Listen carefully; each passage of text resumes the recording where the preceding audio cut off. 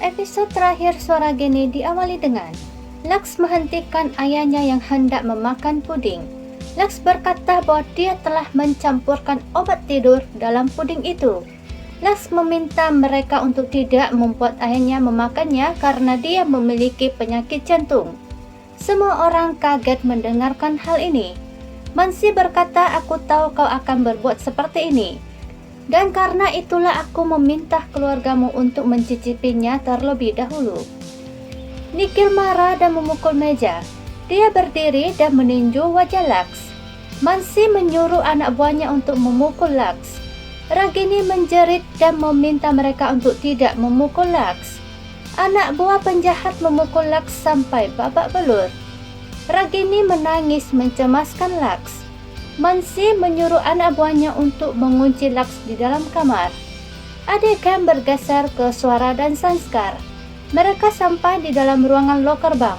Suara berkata pada Sanskar bahwa bagus, mereka telah mendapatkan sendi dari rekaman CCTV. Dan sekarang mereka dapat membuka lokernya. Preman melempar Lux ke tempat tidur dan hendak pergi. Tiba-tiba Lux bangun dan memukul preman itu dari belakang hingga pingsan. Lalu Lux menyamar sebagai preman itu. Dia memakai pakaian preman itu dan menutupi wajahnya dengan kain hitam. Lux keluar dan mengacungkan jempol tanda beres kepada Mansi dan Nikhil. Mansi dan Nikhil tidak mencurigainya sama sekali. Seorang preman melihat laptop, dan dia melihat Suara dan Sanskar berada di dalam ruangan loker. Dia memberitahu Nikhil dan Mansi. Nikhil berkata, "Kita akan mendapatkan perhiasan. Sekarang kita dapat memulai kehidupan baru kita dengan makmur." Terdengar suara dari kamar. Lux menyuruh seorang preman untuk menemaninya pergi melihat asal suara itu. Lux membawa preman itu masuk ke dalam kamar dan memukulnya hingga pingsan. Lux kembali dan menyuruh seorang preman lain untuk menemaninya ke dalam untuk mengecek. Suara dan Sanskar membuka loker dan mengambil semua perhiasan dan menaruhnya di dalam tas. Saat berlari keluar, Sanskar menjatuhkan vas bunga. Dua penjaga di depan mendengarnya.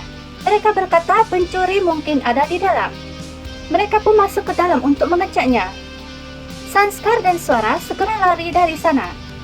Penjaga berteriak pencuri. Sanskar dan Suara berhasil keluar dari gedung itu. Mereka segera masuk ke dalam mobil dan pergi. Penjaga mengejar mereka dan menembak mereka, tapi tidak berhasil menghentikan mobil Sanskar. Penjaga menelpon polisi dan memberitahu nomor plat mobil Sanskar. Suara berkata kepada Sanskar bahwa pekerjaan mereka telah selesai. Seorang preman memperdengarkan suara rekaman Suara kepada Nikhil dan Mansi. Pendengar Suara berkata pekerjaan kita telah selesai. Nikhil dan Mansi pun menjadi senang. Mansi berkata bahwa mereka akan pergi ke luar negeri begitu mereka mendapatkan perhiasan yang banyak itu.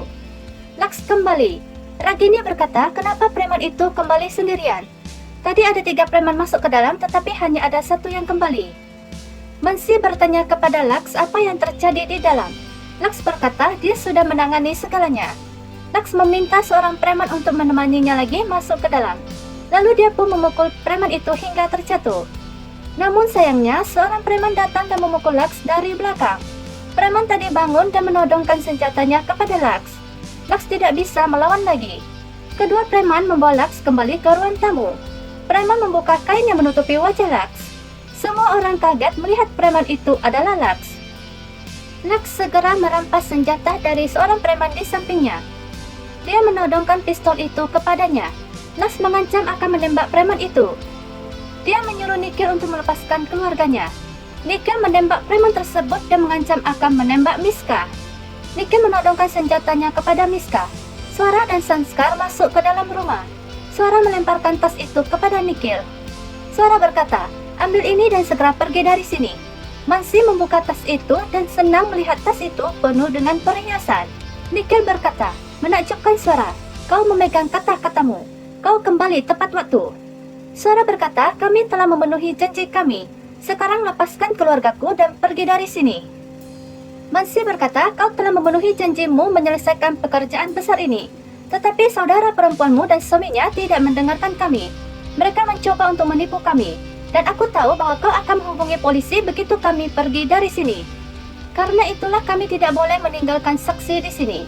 Mansi berkata, "Kami akan meninggalkan negara ini malam ini. Tapi sayangnya kalian semua harus mati sekarang juga." Dia meminta anak buahnya untuk menghabisi Suara dan semua orang. Keluarga Maheswari saling berpegangan tangan. Mansi berkata, kadang-kadang kejahatan yang akan menang dan meminta Nikhil untuk menghabisi Swara terlebih dahulu.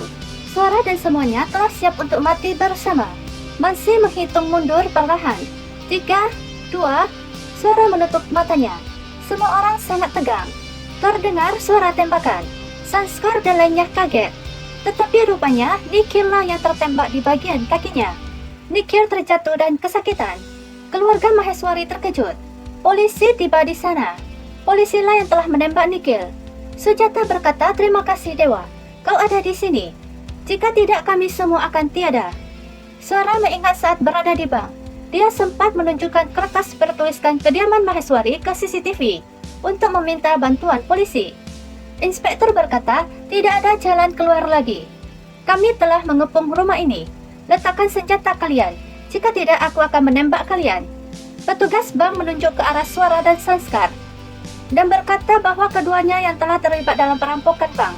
Sanskar menjelaskan kepada inspektur bahwa Nikhil dan Mansi yang telah mengancam akan menghabisi keluarga mereka. Jadi mereka terpaksa merampok bank. Nikhil merasa kesakitan. Mansi menangis. Swara berkata kepada mereka bahwa hanya kebenaran yang akan menang meskipun banyak hambatan. Polisi membawa Nikhil, Mansi dan preman-preman itu pergi. Beberapa saat kemudian di malam harinya, keluarga Maheswari bersyukur kepada Dewa karena telah membuat semuanya baik-baik saja. Sanskar dan Laks datang ke sana. Swara dan Ragini bermain musik. Ragini bermain sitar dan Swara bermain gitar. Keluarga Maheswari menikmati permainan musik mereka. Ragini dan Swara saling berpegangan tangan. Mereka menunjukkan sebuah persahabatan yang sangat indah. Swara dan lainnya memeluk para orang tua. Setelah itu, Swara menatap Sanskar sambil tersenyum. Mereka mengingat semua momen indah dan manis di antara mereka. Laks dan Ragini saling berpelukan dan mengingat semua momen-momen bahagia mereka. Swara dan Sanskar saling berpelukan dan tersenyum. Ragini dan Swara saling tersenyum dan mengingat persahabatan mereka selama ini. Swara dan Ragini memeluk satu sama lain. Mereka mengambil foto keluarga. Kisah ini pun berakhir dengan bahagia. Swara dan Ragini kembali bersatu dan mereka hidup bahagia dengan pasangan masing-masing.